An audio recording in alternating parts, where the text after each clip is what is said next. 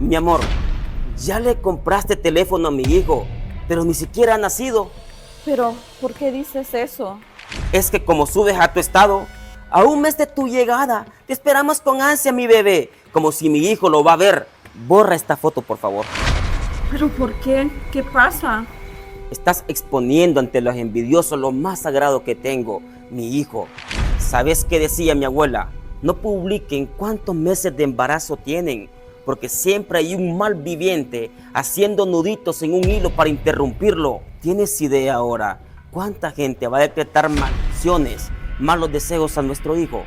¿Pero por qué dices eso, amor, si nosotros no tenemos enemigos? ¿Eso crees? Los enemigos son silenciosos y el peor dolor de los envidiosos es verlo a uno feliz. Pero por eso precisamente subí la foto, porque yo me siento feliz.